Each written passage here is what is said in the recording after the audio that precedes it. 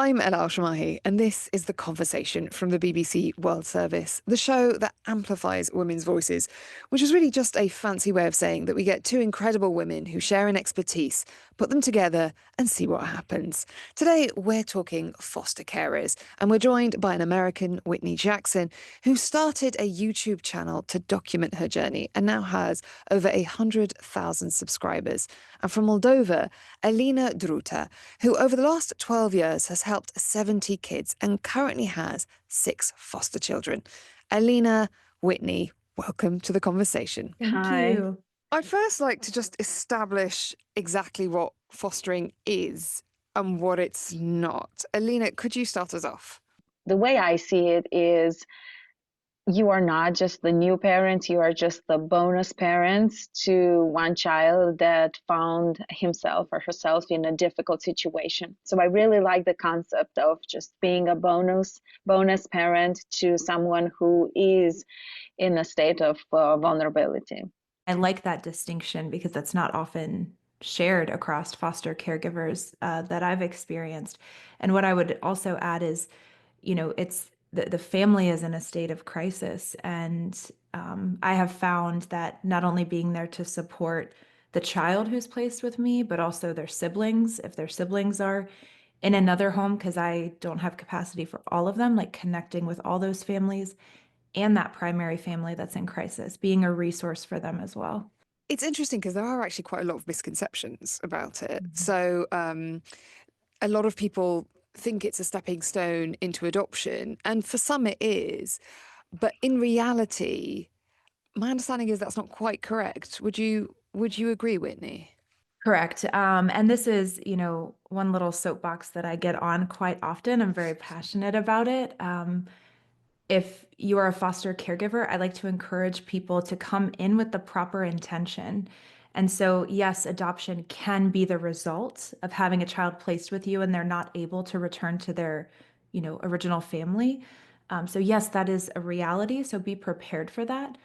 But going in with the intention that this child will be mine could actually undermine the process for that family. You could be doing more harm than good. You have children who are entering into the foster system for all kinds of reasons, often with the intention of them being brought back to their biological parents. I mean, let's be honest, you're a parent in that position as well, and you're having to manage another parent, the biological parent, who presumably has a lot of opinions. You're having to go home with the child who has a lot of feelings. How is that to navigate, Alina?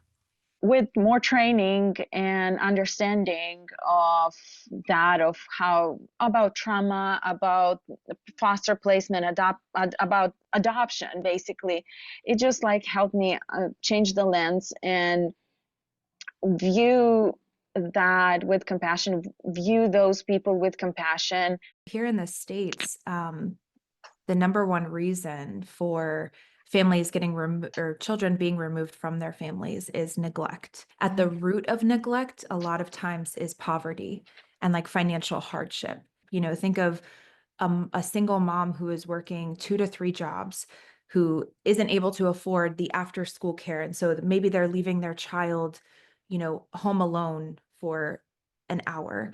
Somebody makes a report that they're neglected, and so that child is removed. Well, now on top of the financial hardship, that parent is now having to navigate getting to court and finding representation. And similar to what Alina said, it's like I came into this very much us against them, and then you Yes. hear the stories and you're with them and you're with the children, and compassion is key. It's probably worth me asking actually about siblings, because I know that can also create a lot of trauma because a lot of times the siblings can't stay together. My longest placement that was nearly 2 years. A lot of my experiences are, and a lot of my growth as a foster caregiver came from not only that teenager, but also the family. I learned a lot about the system because they were one of 4, and all 4 siblings were in different places.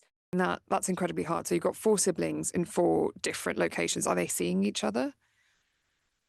Ideally, yes, the system, like on paper, and again, this is just, in the States, on paper, it's like we encourage them to, have sibling visits, but there's limitations because we don't have a lot of caseworkers, social workers. And so they're not checking in to make sure these visitations are happening. How long have you both been fostering for? I've been doing that for over 13 years. How about you, Whitney?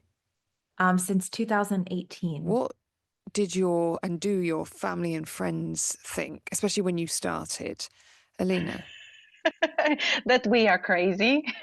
Oh, really? Even relatives, like close friends, they were like, yeah, well, you're doing a noble thing. But then when things would get like messy, they were like, oh, no, no, no, no, no, you shouldn't do that. It's too difficult. It's too complicated, behavioral challenges and all of that.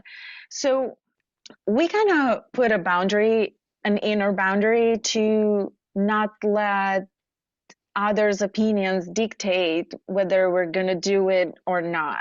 In my mind, I just decided that I appreciate, your comments and your concern, but this is something that if you don't support me, that's fine. I'm still going to do it. Surround yourself with people who kind of can sit through bad and ugly and beautiful and just be there with you, not necessarily say something or preach at you or teach you something, but just like, be there for you. And that's encouraging. Yeah. Whitney? And for me, and I'm already like my eyes water when I think about like my family, because like I have had experiences where I haven't had anyone give me advice to like not do it, but there are definitely people who keep their distance, and that shows in how and when they check up on you, their engagement with the children that are in our care. Then they're like, what are you thinking? Like, are you sure about this? You really should just take care of your family first. Oh my gosh, the amount of times I've heard that, like, take care of your family. Like, you don't need to worry about everybody else's. Like, you focus on your kids. And it really was just like, but why? Like, why is there a limit on love? Like, we had the resources, we had the time. Like, why not? Like, everybody kind of will ask, like, well, what was your motivation? It's like, why wouldn't somebody, want this? Now, logistically, obviously, there are things that can, be barriers, but like in your heart, like, I think it was a no-brainer. For me, I was lucky enough to be exposed to a foster family, who it's like my cousin, my aunt, they were a foster family. So I had exposure and a kind of understanding of what that family dynamic was. And when I did a lot of self-work over the last like 5 years, I realized that I didn't go through that like big trauma as a child, but we did have crisis, and we did have a pretty explosive, unstable environment at times. And I think that there's that like inner child in me that was just so connected to wanting to have like the safest home and like welcoming home and inclusive home, not just for my kids. How about you, Alina? What motivates you? That's a tough question. And I always kind of think carefully when I have to answer it. But I guess I always had a justice heart since I was a kid. I just had that compassion for the vulnerable. Another thing that we have in common is like I'm connected in the States, in my state of Ohio, with the actual training program. I helped build some of the training for it. It was something I left my corporate job because I just wanted to align my skills and passion with like, you know, doing something that would be effective, because the training, it's a checkbox. It's show up, take this many hours. That's what it is here. It's, every state has different requirements. So it's, for example, 36 hours of training. You can get it done in a couple of months if you spend your weekends and it's available, or you can take a whole year and just slowly take this training. But from the time that you are in a training class talking about trauma or like how to navigate the system to when you are in the situation, there's nothing that prepares you. You're not going to retain Yeah. that. It comes from experience. And similarly, I think, there are just certain qualities that you can't train people on. You can't really train people on compassion. Like we can do our best to like educate and like inform, but really that comes from experience or like something that's just, you know, developed in you. The thing that struck me is self-regulation. You know, we have so many adults that can't self-regulate when they are triggered. And trust me, when you have a child from a vulnerable place, that child is gonna push all your buttons. So if you didn't develop that self-regulation, it's gonna be very hard. You're gonna be very frustrated most of the time. How do you build trust and a strong relationship with kids? And you both have biological kids as well. So how do you go about building all of that? Trust comes when you feel safe.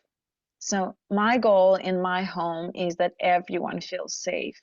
When they start to feel safe, that you are a safe person, and this is why I mentioned, you know, the ability to self-regulate, to be the adult, to be the person who is in control, and the person who's not gonna further harm them.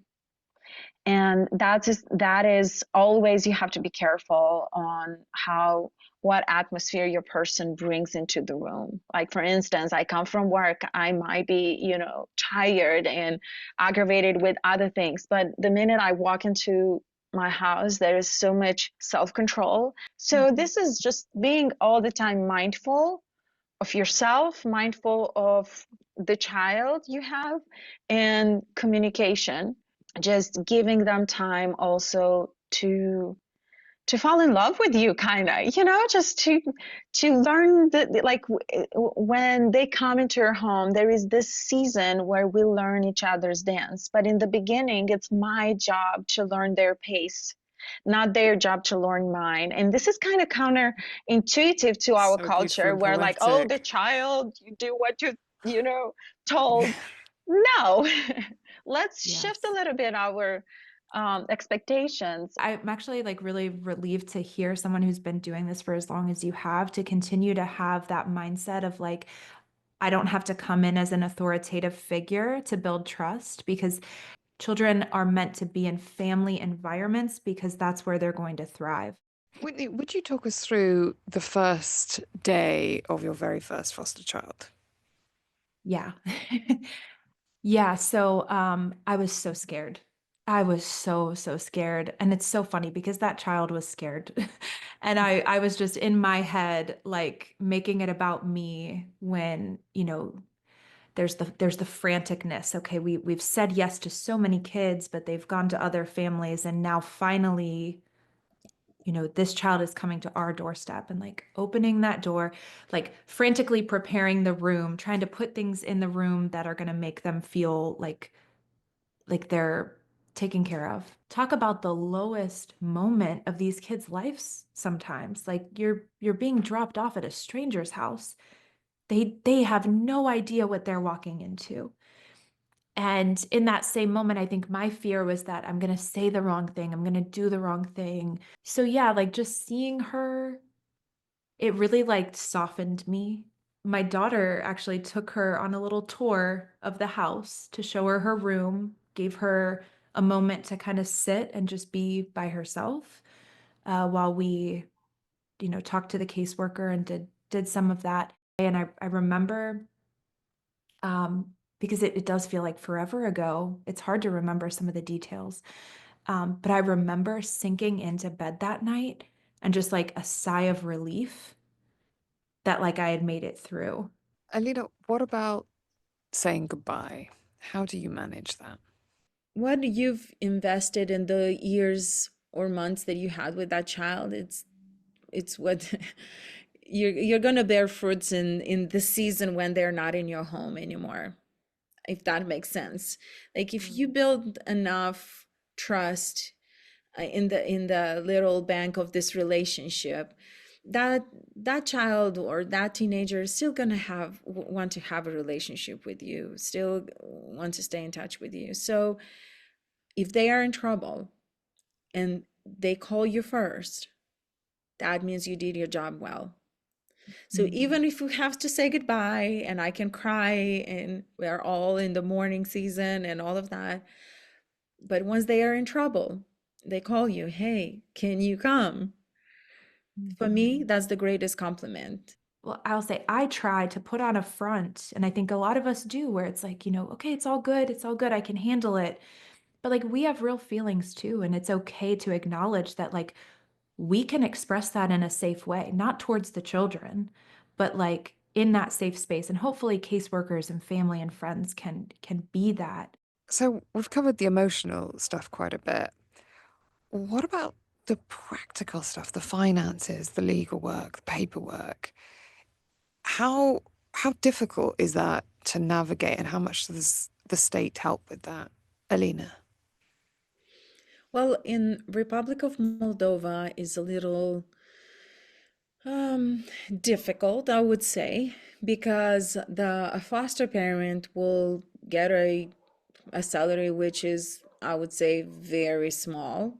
There isn't much support on that end for the foster parent financially. So you have to have a job, you still have to have other incomes. Let's say for the teenagers, there are other options. Like if they are enrolled with school, they will get a scholarship. Usually kids from, if they've been into state care, they get some finances. And because Moldova is a third world country, we rely a lot on also international support, other people that know your story and want to donate. And this is basically how we actually do it, but we can rely a lot on the governmental support.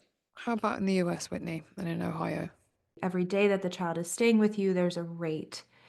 And I know for a lot of people, it is challenging because logistically, you don't get that rate when you get the child. And so when it is not uncommon that first day or 2 days getting all the things that they need, it's $500 right off the bat. And I don't know if that child is going to stay with me a week or a year. So I don't know what that per diem is. And so again, I've been really grateful to have support and to be able to set myself up. But a lot of foster caregivers don't have that. So they're either not able to provide the kids right off the bat with those types of needs, or they have to wait. So that can be a challenge. I know over time, like the longer the placement is, like once those initial expenses stabilize, I've never felt like I've been under compensated, for lack of a better word, to be able to provide for them. But it's a lot of paperwork. It is, I want to say, like it can feel like a full-time job because on top of that time commitment, in addition, the amount of time you spend transporting to and from different services or visitations, or even just like being able to sit with a child and have long conversations, like it takes time. And so to be working and doing that as well, it can be a lot to navigate. It can be really exhausting for some. Ladies, what needs to change in the system? We need to be supporting the families before they enter the system. People are in the river and we're pulling them out of the river and we're pulling them out of the river. And then why aren't we going forward to the front, to the top of the river and see why they're falling in? So we don't have to have all these families going through and children going through this trauma, unnecessary trauma. So I think finding out and supporting things that keep families together, which in the States is a lot of like the economic things, like housing. Our housing system is terrible. To get affordable housing, there are a lot of families who are losing their kids because they don't have a home, or they're on a wait list and it's going to take them 2 years. Group of support and just continuum of education and training on best practices, how to better care for the children, and also prolonging a little bit the care. And this is, I talk about Moldova, of course. It's not enough till they are 18, as I mentioned earlier. some of the delays, you can't have expectation that this child, I call them child because at 18 they are still very unprepared to face the world. So just to prolong a little bit the care based on their needs to be self-sustainable in the society. Ladies, this has been absolutely fascinating and insightful and at times emotional. Thank you so much for joining us on the conversation. I'm Ella Al-Shamahi, and if you want to hear more episodes of The Conversation, do subscribe to our YouTube channel.